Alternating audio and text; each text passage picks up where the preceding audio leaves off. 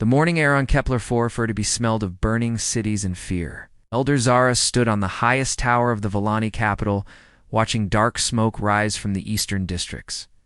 The Krek's ships hung in the sky like metal vultures, their weapons, turning her beautiful world into ash and ruins. How many more cities have we lost? She asked her aide, keeping her voice steady, even though her heart was breaking. 7 more since dawn, Elder. They're moving faster now. The resistance in the outer settlements has collapsed. The young Volani's purple skin had turned pale with terror. Our defenses can't stop them. Zara closed her eyes. In just 3 weeks, the Krek's dominion had destroyed half of everything her people had built over thousands of years. Their ships were too strong, their weapons too powerful. The Volani had never been warriors. They were gardeners, artists, philosophers. They had no idea how to fight creatures like the Kreks. "Bring me to the communication center," she said. "It's time." The aide looked confused. "Time for what, Elder?" "Time to call for help." The communication center buzzed with frantic activity. Technicians worked at strange machines that hummed and sparked, trying to maintain contact with other Volani settlements. Most of those settlements were already gone, their signals cut short by Krek's plasma cannons. "I need you to send a message." Across all known space frequencies, Zara told the chief technician. "Emergency priority, broadcasted everywhere." The technician's large eyes grew even wider. Elder Day.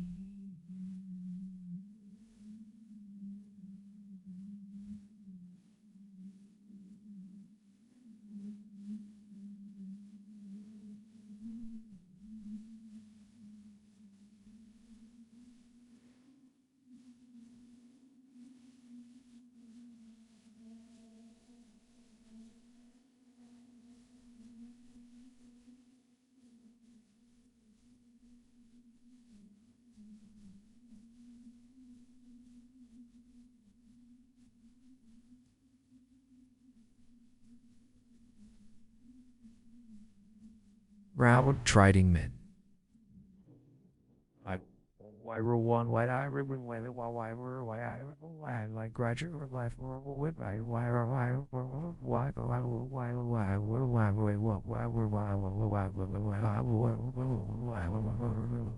We might not have enough energy left to maintain our shields. Do it anyway. Zara sat down at the communication panel. If we don't get help soon, our shields won't matter. There won't be anyone left to protect. The machines came to life with a deep humming sound that seemed to shake the entire building. Lights dimmed throughout the capital as power flowed into the massive transmitters. In the distance, explosions lit up the night sky as more Krek ships arrived to join the attack. Zara took a deep breath and began to speak into the recording device. "This is Elder Zara of the Volani people, broadcasting from the world you call Kepler-4 for Tubi. We are under attack by the Krek's dominion. Our world is dying. Our cities are burning. We have nowhere left to run." She paused, watching through the window as another neighborhood erupted in flames. "We are a peaceful people. We have never harmed anyone. We have never taken what wasn't ours. We have always welcomed visitors to our world with open hearts.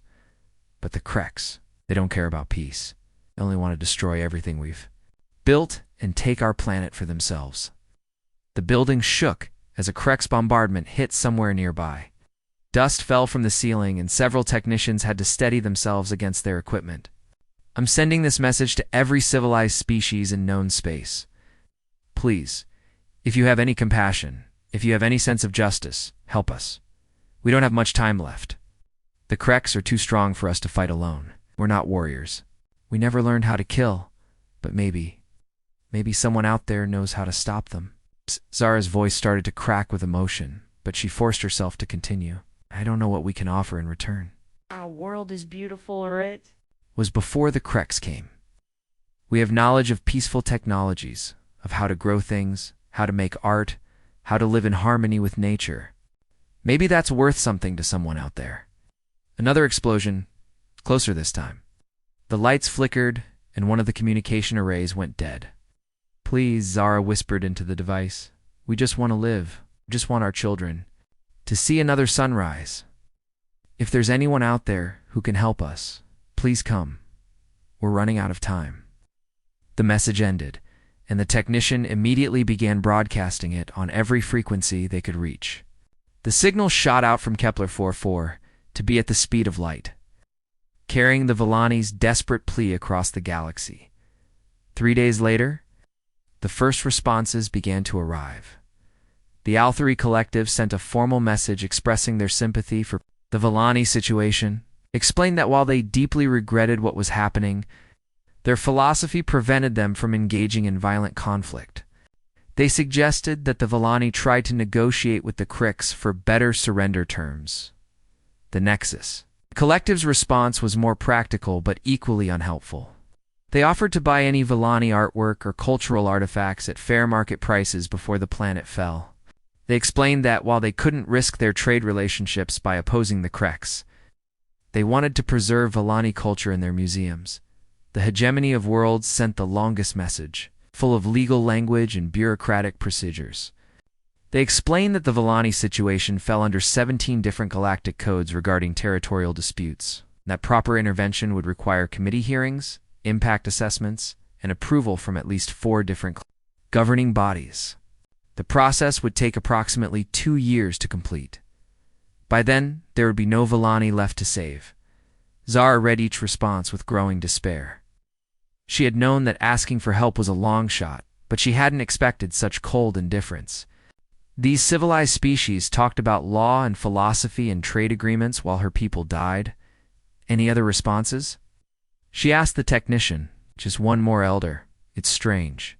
The signal is coming from very far away, from a system that isn't in any of our star charts. The language is completely unknown, but our computers are working on translation. Play it, Zara said. The message that came through the speakers was unlike anything the Volani had ever heard. The voice was rough and harsh, speaking in short, clipped sentences. Even through the translation software, it sounded aggressive and dangerous. This is Captain Jake Martinez of the United Earth Navy vessel Valiant. We received your distress call. We're coming to help. Stay alive until we get there. That's an order. The transmission ended abruptly, leaving the communication center in stunned silence. I've never heard of that world. It's not in any of our databases. Zara felt a strange mixture of hope and fear. These humans, whoever they were, sounded nothing like the other galactic species. There was something in that captain's voice that reminded her of the Krix, something hard and violent. But unlike the Krix, these humans were coming to help. How long until they arrive? She asked. The technician worked at his calculations for several minutes. Based on the signal's origin point and assuming standard faster-than-light travel, about 6 days, Elder. 6 days. Zara looked out the window at the burning city below. The Krix were getting closer every hour. Their ground forces had already taken the spaceport and the industrial district. The Volani defenders were falling back toward the government center, but they wouldn't be able to hold out much longer. We last 6 days, she asked her aide. The young Volani looked at the tactical displays showing Krix positions throughout the city. I don't know, Elder, maybe, if we're very lucky. Zara nodded and turned back to the communication array. Broadcast a response to this, Captain Martinez. Tell him we're grateful for his help, and that we'll do everything we can to survive until he arrives. As the message shot out across space toward the unknown world called Earth, Zara wondered what kind of beings were coming to save them. The other galactic species had responded with words and excuses. These humans had responded with a promise and a ship. In 6 days, she would learn what that meant. Outside the tower, the Krix bombardment continued, and the Volani capital burned through another night. But for the first time in weeks, Elder Zara allowed herself to hope. Somewhere in the darkness between the stars, help was coming. Captain Jake Martinez stood on the bridge of the EU's Valiant, watching the horror unfold on his main screen. 3 massive Krix dreadnoughts floated in orbit around Kepler-4 for to be like hungry sharks, their weapons firing down at the planet below. Smaller enemy ships darted between them, hunting down the few remaining Volani vessels that tried to escape. Many civilians are still on the surface, Martinez asked his communications officer. Lieutenant Sarah Collins checked her readings. Sensors show about 2 million life signs concentrated around the capital city, sir. But that number is dropping fast. Martinez felt his jaw clench. He had seen combat before, but this wasn't combat. This was slaughter. The Kreks weren't even trying to capture the planet intact. They were just killing everything that moved. Time to weapons range, he asked. 3 minutes, sir, replied his weapons officer, Commander Ben Walsh. But Captain, those dreadnoughts are huge. One is 5 times our size. Our weapons might not even scratch their holes. We'll see about that. Martinez turned to his tactical officer. Linda, what do you see when you look at those ships? Lieutenant Commander Linda Foster studied the enemy vessels through her scope. She had been analyzing alien ship designs for months. Ever since Earth's first deep space probes had picked up evidence of galactic civilization, they're built for intimidation, sir. Lots of heavy armor, massive energy weapons. But look at their maneuvering thrusters. They're tiny compared to the ship's mass. These things turn like pregnant whales. Good. What else? Their weapon ports are huge, but they're fixed forward. They have to turn the entire ship to aim at us. And sir, look at this. She enhanced the image on the main screen. Those docking bays are wide open. They're not expecting anyone to fight back. Martinez smiled grimly. That's their first mistake. Red alert, all hands to battle stations, we're going in. The Valiant's alarm klaxons started wailing throughout the ship. 200 human crew members rushed to their posts, their faces grim but determined. They had all volunteered for this mission, knowing they might never come home. Sir, the nearest dreadnought is targeting us, Walsh reported. They're demanding our surrender. Tell them we don't speak their language, Martinez said. Then target. Their engines and fire everything we have. The Valiant's weapons blazed to life. Nuclear-tipped missiles streaked toward the Krek ship, followed by particle beam bursts and railgun rounds. The humans had built their weapons to fight other humans, creatures who learned to kill efficiently. The Kreks had built theirs to intimidate, species that gave up easily. The difference showed immediately. The Krek's dreadnoughts. Shields flared and died under the missile barrage. Its armor, designed to stop energy weapons, cracked under the impact of solid projectiles moving at incredible speeds. Warning lights flashed across its hull as systems failed. Direct hit on their engine section, Foster reported with satisfaction. They're losing power. Good. Take us in closer. I want to ram our boarding pods right down their throats. The Valiant accelerated toward the crippled dreadnought while the other 2 Krek ships tried to turn fast enough to help their companion. Ow. They were too slow. By the time they could bring their weapons to bear, the human ship was already docked with their sister vessel. Lieutenant. Commander Alex Rivera led the first boarding party into the Krek ship. He had fought in the South American conflicts before, joining the Navy, and he knew how to move through hostile territory. Behind him came 20 Marines, all armed with weapons that would have seemed primitive to galactic observers but were devastatingly effective against enemies who had never faced them before. The Krek's crew inside the dreadnought was in panic. Their ship's corridors were filled with smoke and flashing emergency lights. They had never been boarded before. In galactic warfare, civilized species negotiated surrenders when their ships were disabled. They didn't send armed soldiers to fight. Hand-to-hand in cramped spaces. Contact front, Rivera called out as the first group of Krek soldiers appeared around a corner. They were tall, reptilian creatures in elaborate armor, carrying energy weapons that hummed with power. The firefight that followed would have horrified any galactic observer. The Kreks fought according to established rules of engagement, taking cover behind bulkheads and firing carefully aimed shots. The humans fought like predators who had evolved by killing other predators. Rivera's team used the ship's own systems against its crew. They turned off artificial gravity in key sections, forcing the Kreks to fight while floating helplessly. They pumped the ship's fire suppression system full of human tear gas, blinding their enemies while using their own gas masks to see clearly. When the Kreks retreated to sealed compartments, the humans simply cut through the walls with plasma. Torches. This is insane, one of the Krek's officers whispered to his commander as they watched the humans advance through their ship. They're fighting like wild animals. No, the commander replied. watching Rivera's team coordinate their assault. With military precision, animals don't use tactics like this. These creatures are something else entirely.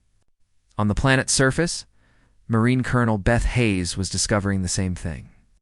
She had landed with 300 Marines in the middle of the besieged Volani capital, and immediately began organizing a counterattack against the Krex ground.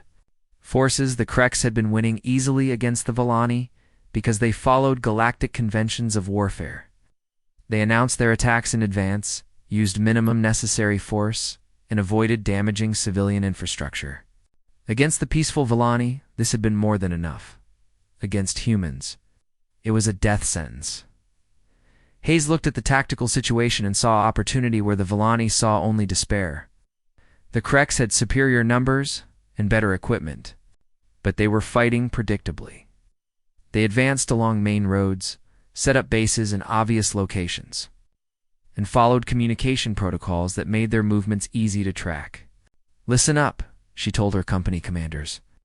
"These lizards think they're fighting a civilized war. Let's show them what uncivilized looks like."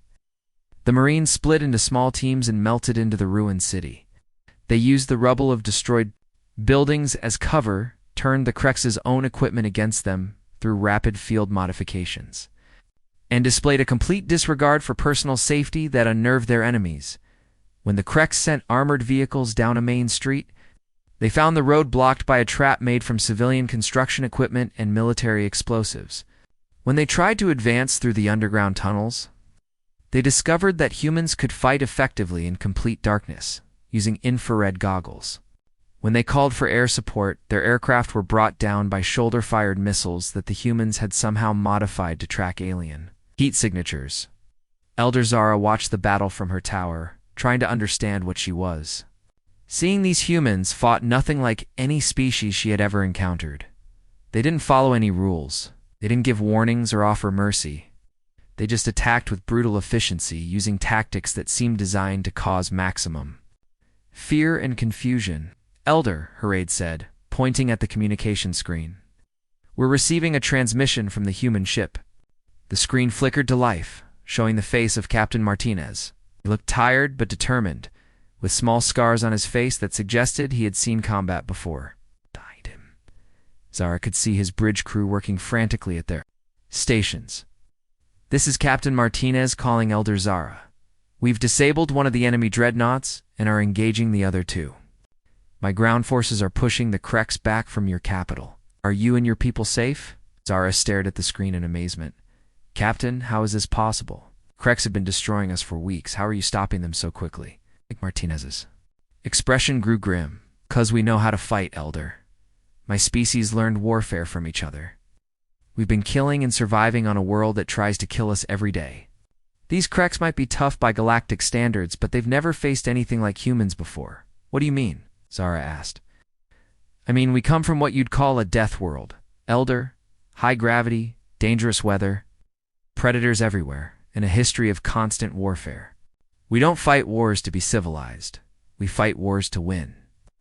On the tactical display behind Martinez, Zara could see the second Krex dreadnought exploding as the Valiant's weapons found its reactor core. The third enemy ship was already trying to retreat, but human fighters were harassing it like wolves chasing wounded prey. Captain Zara said quietly, "What exactly are humans?" Martinez looked directly at her through the screen, and for a moment, Zara saw something in his eyes that reminded her of the most dangerous predators on her own world. "We're the species that answers when someone calls for help," he said. "We're the species you really don't want as enemies." The battle for Kepler 44-B was turning, but Elder Zara was beginning to realize that her people's salvation might come with a price she hadn't expected to pay.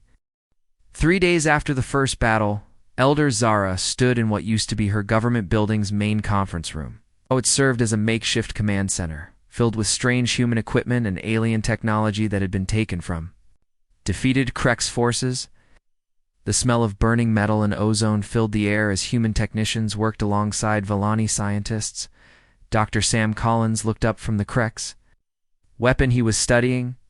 His hands were covered in some kind of alien fluid, and his clothes were stained with chemicals that would have been toxic to most galactic species. but the humans seemed completely unbothered by any of it. "This is fascinating," he said to Elder Zara, holding up a piece of the weapon's inner workings. Krex designed their technology to be foolproof. Every component has safety systems and backup systems and emergency shutoffs. They're so worried about accidents that they've made their weapons less effective. "Is that bad?" Zara asked, not really understanding. "For them, yes. For us, it means we can turn their own technology against them." Collins attached a small human device to the Krex component, and it immediately began sparking and smoking. "We just removed all the safety systems and overloaded the power core. Now, instead of a stunning weapon, it's a grenade." Zara backed away from the smoking device. "Isn't that dangerous?" Collins grinned. "Extremely, but that's what makes it effective." He carefully placed the modified weapon in a containment box. "The Krex think about warfare the way you think about gardening. They want everything neat and controlled and predictable. Humans think about warfare the way we think about survival. We use whatever works, even if it's dangerous." Across the room, Chief Engineer Maya Rodriguez was working with a group of Volani technicians to understand captured Krex communications equipment. She had torn apart 3 different alien devices and somehow connected them to a human computer tablet using wire and metal strips that she had found in the rubble. "Try it now," she told one of the Volani. The alien touched the device and suddenly, voices filled the room. Krex soldiers were talking to each other in their own language, reporting positions and asking for orders. The translation software that the humans had brought was turning their words into something everyone could understand. "How did you do that?" asked the Volani technician. "Our scientists studied Krex communication systems for weeks and couldn't break their encryption." Rodriguez shrugged. "We didn't break their encryption. We just made our equipment pretend to be their equipment. Sometimes the simple solution is better than the smart solution." Elder Zara listened to the captured Krex communications with growing amazement. The enemy soldiers sounded confused and frightened. They kept asking their commanders for instructions on how to fight an enemy that didn't follow any known rules of warfare. "Command, this is Ground Unit 7, one voice said. "The humans have occupied the water treatment plant. They're using our own defensive positions against us. How do we respond?" "Follow standard protocol," came the reply. "Announce your intention to attack. Give them time to evacuate civilians, then advance with appropriate force." "But sir, they don't evacuate. They use the civilians as cover and attack us when we're trying not to hurt innocent people. And they don't announce their attacks at all. They just appear and start shooting." There was a long pause before the commander responded. That's not how warfare is conducted." "Are you certain these creatures are intelligent?" Zara looked at Captain Martinez, who was standing nearby and listening to the conversation with obvious amusement. "They think you're not intelligent because you don't fight the way they expect." "Intelligence and stupidity aren't the same thing," Martinez replied. "Smart fighters adapt to their enemy. Stupid fighters expect their enemy to adapt to them." The communication continued with more reports of human tactics that confused and terrified the Krex. Marines had been seen fighting in groups of only 3 or 4 people, using the ruins of the city like a maze to confuse larger Krex formations. Human soldiers had modified civilian vehicles into weapons platforms, turning delivery trucks into mobile missile launchers and construction equipment into improvised tanks. "They're fighting like criminals," one Krex officer complained. "No honor, no rules, no respect for proper military procedure." "No," said another voice, and this one sounded older and more experienced. "They're fighting like predators, and we're the prey." Dr. Collins walked over to join the conversation around the communication device. "Captain, I've been studying the Krex biology. Want to know something interesting?" "Always," Martinez replied. "Their homeworld has gravity about 60% of Earth normal. Their atmospheric pressure is lower than ours. Their average temperature range is narrower. According to their database, their planet has no large predators. None at all." Zara felt a chill run through her. "What does that mean?" "It means they evolved on a world that was safe," Collins explained. "No dangerous animals, no extreme weather, no environmental threats that could kill them. They never had to learn how to deal with things that wanted to eat them, and Earth." She asked, though she was starting to suspect the answer would frighten her. Earth has more ways to kill you than any world should reasonably have, Martinez said matter-of-factly. Hurricanes, earthquakes, volcanoes, tornadoes, floods, droughts, ice ages, and about 1 million different animals that think humans are delicious. Plus, we spent most of our history trying to kill each other over resources, territory, and ideology. Rodriguez looked up from her work. Don't forget the diseases. Earth has some really creative diseases, right? Diseases too? Martinez turned back to Zara. The point is, Elder, humans didn't become dangerous because we wanted to. We became dangerous because our world forced us to be dangerous or die. The implications of this hit Zara like a physical blow. Your entire species, all of you, you're, all like this, more or less. Some humans are better fighters than others, but we all carry the basic survival instincts. We all know how to adapt, how to improvise, how to keep fighting even when everything seems hopeless. As if to prove his point, a young human soldier walked into the room carrying what looked like a Krex energy rifle that had been completely rebuilt with human components. Half of it was held together with metal tape and wire. Colonel Hayes wanted me to show you this, the soldier said to Martinez. We figured out how to make their weapons fire continuously instead of in single shots. The power drain will burn out the weapon after about a minute, but in that minute, it puts out 3 times more firepower than the original design. Any safety concerns? Martinez asked. Oh yeah, it'll definitely explode if you use it wrong. That's what the instructions are for. The soldier held up a piece of paper with hand-drawn diagrams. We've already taught 50 Volani how to modify their own captured weapons. Zara stared at the improvised weapon with a mixture of admiration and horror. You taught my people to build weapons that might explode. Taught them to defend themselves effectively, Martinez corrected. Sometimes that means accepting some risk. The communication device crackled to life again with another Krex transmission. This time, it was a high-ranking commander speaking to what sounded like a fleet admiral. Sir, I'm recommending immediate withdrawal from this system. The humans have proven too dangerous to engage with conventional tactics. They don't respond to intimidation, they don't follow warfare protocols, and they've somehow convinced the local population to fight alongside them. Explain, came the Admiral's voice. They're teaching the Volani to fight like they do, sir.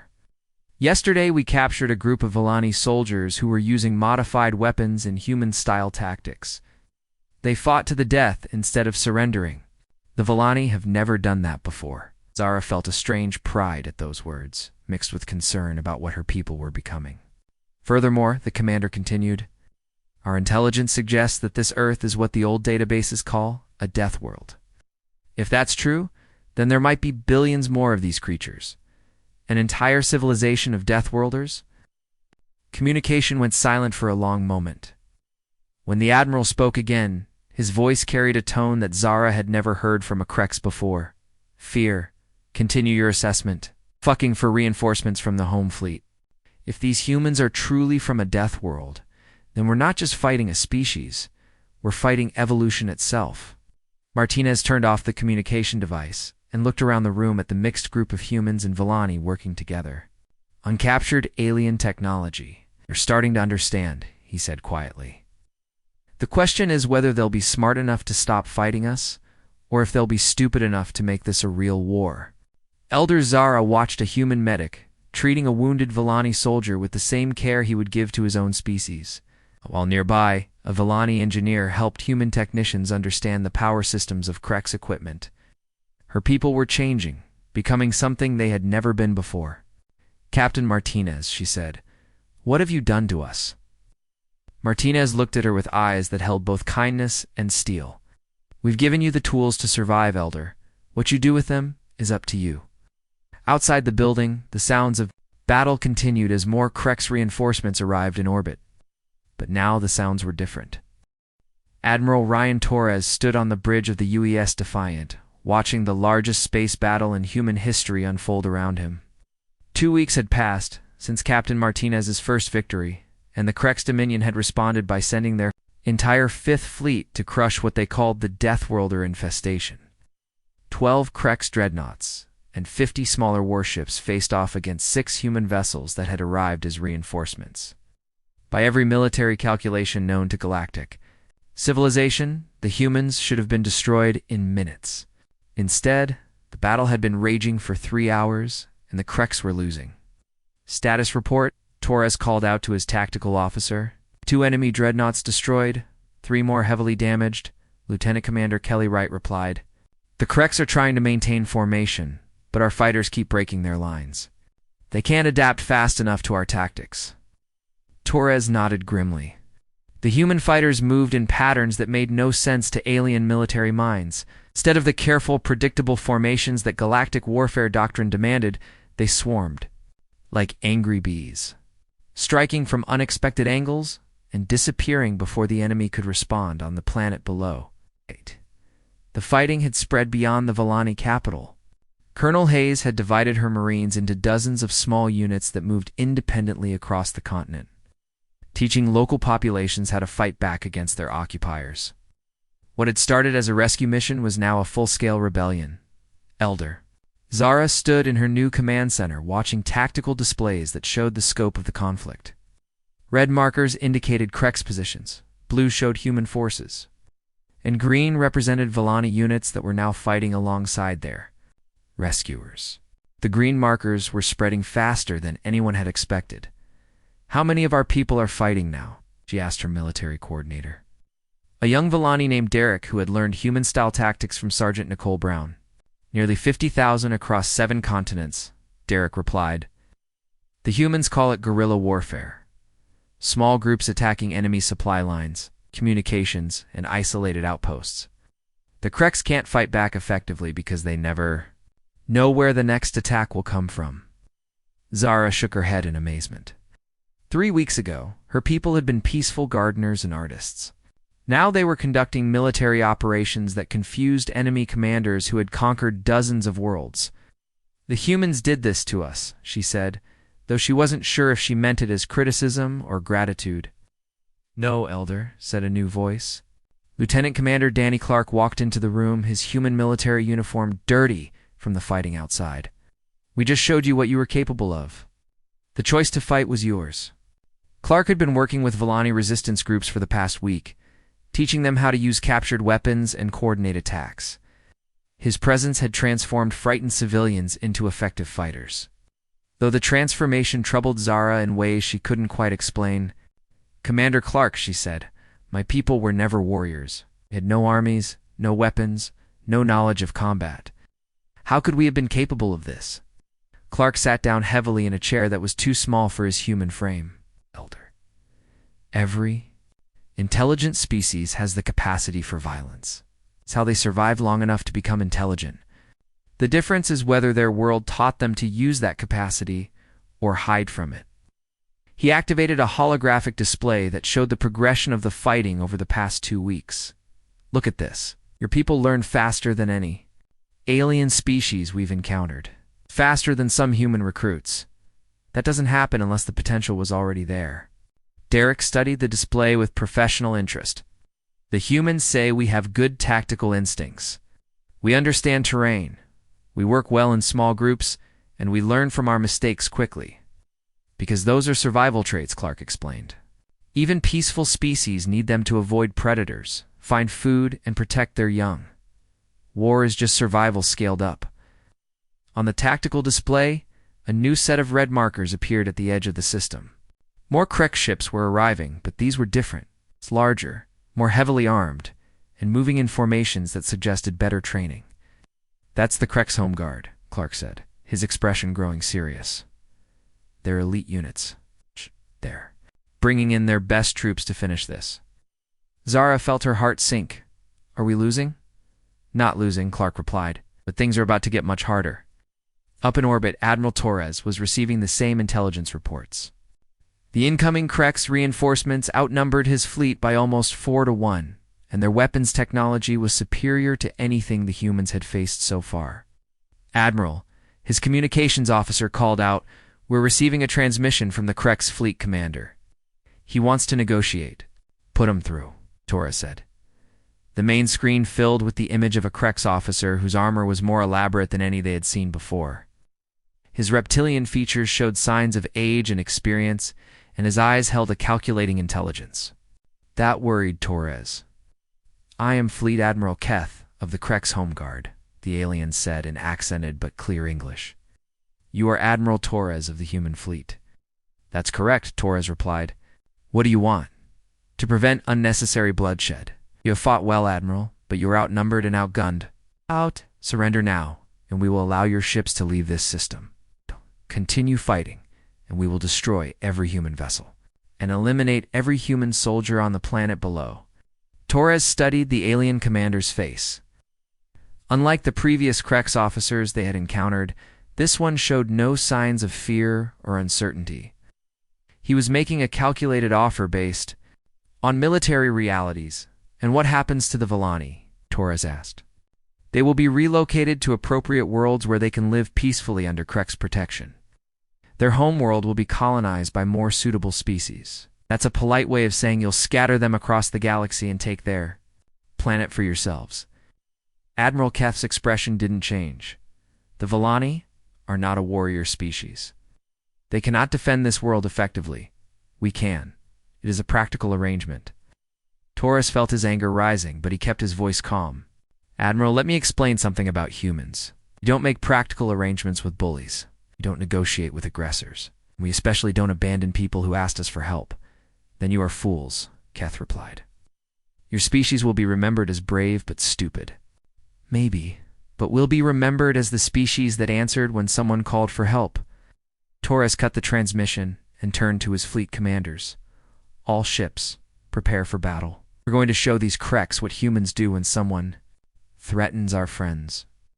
Down on the planet, the news of the incoming battle spread quickly through the resistance networks. In hidden camps and makeshift bases, humans and Volani prepared for what might be their final stand. Elder Zara found herself in one of these camps, helping to coordinate supply lines for the fighters. She watched human soldiers checking their weapons alongside Volani rebels who just days before had been farmers and artists. The transformation still amazed her. Are you afraid? She asked Sergeant Brown, who was teaching a group of young Volani how to set explosive traps. Terrified, Brown replied honestly. But that's normal. Fear keeps you alive if you use it right. How do you use fear right? Brown finished attaching a detonator to a captured Krex power cell. You let it make you careful, but you don't let it make you helpless. You feel the fear, accept it, and then do what needs to be done anyway. One of the young Volani, a female named Lisa, who had lost her family in the first Krex attack, spoke up. Is that what makes humans so dangerous? You feel fear, but fight? Anyway, partly, Brown said. But it's more than that. Humans have spent thousands of years learning that sometimes the only way to stop something terrible is to do something more terrible to the people causing it. Zara shivered at those words. That sounds like a horrible way to live. It is, Brown agreed, but it's also effective. And sometimes, when innocent people are dying, effective is more important than comfortable. The conversation was interrupted by the sound of explosions high overhead. The space battle had begun in earnest, and even from the planet's surface, they could see the flashes of weapons fire like new stars being born and dying in the darkness. Derek ran into the camp with a communication device in his hands. Elder, we're receiving reports from resistance groups all over the planet. The humans want to coordinate a major offensive while the Krex are distracted by the space battle. What kind of offensive? Zara asked. Every group attacks their nearest Krex stronghold at the same time. The humans call it maximum simultaneous pressure. The idea is to spread the enemy so thin they can't respond effectively anywhere. Looked around the camp at the faces of her people. Just a month ago, they had been living peaceful lives, never imagining they would need to fight for their survival. Now they were planning military operations with the same species that had made war into an art form. How many of our people will die? She asked quietly. Brown met her eyes with brutal honesty. A lot. War always costs lives. But if we don't fight, now, while we have the chance, all of your people will die eventually. The Krex don't share planets with other species. The final battle for Kepler 44 to be lasted 18 hours and changed the galaxy forever. Admiral Torres watched from the bridge of the badly damaged, defiant as the last Krex dreadnought limped away from the battlefield. His fleet had lost 2 ships and taken heavy damage, but they had done the impossible. 6 human vessels had defeated the largest Krex battle group ever assembled. Status of enemy forces? Asked his tactical officer. All remaining ships are retreating to the edge of the system, Lieutenant Commander Wright reported. Oh. We're receiving surrender signals from Krex ground forces across the planet. They're requesting evacuation. Torres felt a mixture of relief and exhaustion. Grant their request. Let them leave, but make sure they know they're not welcome back. On the planet below, Elder Zara stood in the ruins of what had once been the largest Krex military base on her world. Around her, and soldiers and Volani fighters worked together to process surrendering enemy troops and secure abandoned equipment. The sight still amazed her. Even after weeks of fighting alongside these dangerous allies, Captain Martinez approached, his uniform torn and dirty from the ground fighting. It's over, Elder. The Krex are withdrawing from the entire system. Your world is free. Zara nodded, but she didn't feel the joy she had expected. Too much had changed. Too much had been lost. What about my people, Captain? What have we become? Martinez looked around at the Volani fighters who were efficiently dismantling Krex weapons and organizing captured supplies. They moved with a confidence that hadn't existed a month ago. But there was something harder in their faces now, something that spoke of difficult choices and necessary violence. You've become survivors, he said simply.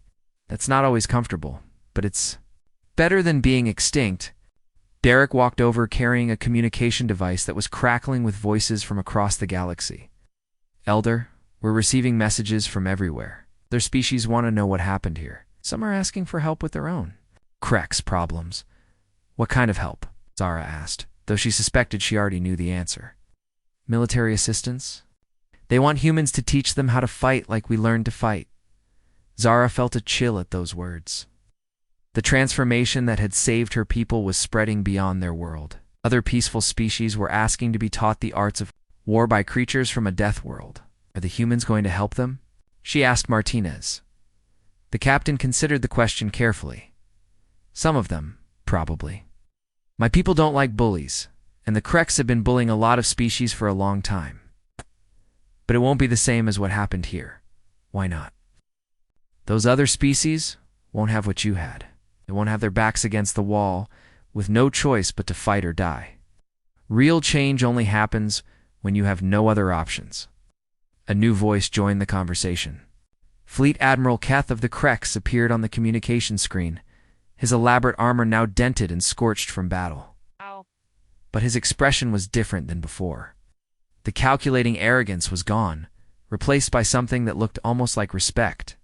Admiral Torres Elder Zara, he said formally. I am contacting you to discuss terms. We told you our terms, Torres replied from orbit. Leave this system and don't come back. Those terms are acceptable, but I wish to discuss broader implications. The Krex Dominion is prepared to offer a formal ceasefire with both human and Volani forces. Zara blinked in surprise. Ceasefire? You've been conquering worlds for centuries.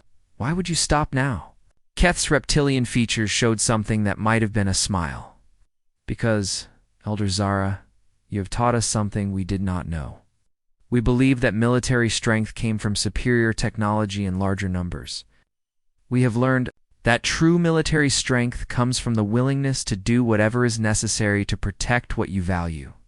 And, Martinez prompted, and we have also learned that there are beings in this galaxy who possess that willingness to a degree we cannot match. Where species fights with an intensity that we cannot replicate because you learned it on a world that demanded total commitment to survival. The alien admiral paused, and when he spoke again, his voice carried a tone that Zara had never heard from a Krex before. Something almost like fear. Furthermore, our intelligence services have located your homeworld. Earth contains more humans than we have Krex in our entire empire. If we continue this conflict, we will eventually face not hundreds of your kind, but millions. The Dominion chooses not to fight a war we cannot win. Torres leaned back in his command chair. So you're surrendering? We are choosing to coexist. There is a difference. Over the following days, representatives from across the galaxy arrived at Kepler-4 to witness what was being called the most significant shift in galactic politics in 1,000 years. The Althari Collective sent philosophers to study human psychology. The Nexus Collective sent traders hoping to establish economic partnerships. The Hegemony of Worlds sent lawyers to draft new interstellar agreements. Dr. Collins found himself giving lectures to alien scientists who couldn't understand how a single species could be so adaptable. Chief Engineer Rodriguez demonstrated human engineering techniques to technicians who had never seen equipment held together. With improvised repairs actually worked better than the original design. But it was Elder Zara who found herself at the center of the most important conversations. As the first alien leader to successfully ally with humans, she became humanity's unofficial ambassador to the galaxy. "They want to know if we can teach them to be like you," she told Captain Martinez as they walked through the rebuilt Volani capital. "We can teach them tactics and techniques," Martinez replied, "but we can't teach them to be Deathworlders. That comes from growing up on a world that's trying to kill you every day. Some of them are talking about sending their young people to Earth for training." Martinez stopped walking and stared at her. "That would be ... inadvisable. Earth would kill most alien species in a matter of hours. Our air is too dense, our gravity is too strong, our weather is too violent, and that's before they meet any of our wildlife. Then how do other species learn to defend themselves? The same way your people did. By having something worth fighting for and being willing to do what it takes to protect it." They reached the memorial that the Volani had built for those lost in the war. It was a simple structure made from stones taken from the ruins of destroyed buildings. On it were carved the names of every Volani who had died fighting, alongside the names of the human soldiers who had fallen helping them. Captain Zara said quietly, "What happens now? The Kreks have stopped their expansion. Other species are asking for our help, and my people have learned to fight. Where does it all lead?" Martinez looked out over the city that was slowly being rebuilt with a mixture of Volani architecture and human defensive improvements. "I don't know, Elder, but I think the galaxy is going to be a very different place from now on." As if to prove his point, a new ship appeared in the sky above them. It wasn't human or Kreks or any design that either of them recognized. It landed in the city center, and out stepped a delegation of beings from a species that had never made contact with any galactic civilization before. Their leader approached Zara and Martinez with obvious nervousness. "We are the Corvani," she said through a translation device. "We received your broadcasts. Our world is being attacked by the Hegemony of Worlds. They say we are too primitive to govern ourselves. We would like to request assistance." Zara looked at Martinez, who smiled grimly. "So it begins," he said. "The galaxy is learning that there are alternatives to surrender," the Corvani leader continued. "We have studied your victory here. We know that humans are dangerous allies. We also know that they are effective ones. We are prepared to learn whatever we must learn to defend our homes." Martinez stepped forward. "Learning to fight isn't just about weapons and tactics. It changes who you are. Are your people ready for that? Are any people ever ready for what war makes them become?" The Corvani replied, "But we would rather become something we don't recognize than cease to exist entirely." Zara watched this exchange and realized she was witnessing the birth of something new in galactic civilization. Species that had accepted domination for centuries were suddenly finding the courage to resist. The word was spreading that there were alternatives to submission. And creatures from a death world were willing to teach those alternatives to anyone brave enough to learn. The age of easy conquest was ending. The galaxy was about to discover what happened when peaceful species learned to fight from the graduates of a world that had spent millions of years perfecting the art of survival. "Elder," Zara smiled for the first time since the war began. Her people had cried for help, not knowing that Deathworlders would appear. Now the galaxy would never be the same again. In the distance, more ships were approaching, more species seeking allies, more civilizations ready to learn that sometimes the only way to preserve peace was to become very, very good at war. The humans had answered one call for help. Now they would answer many more.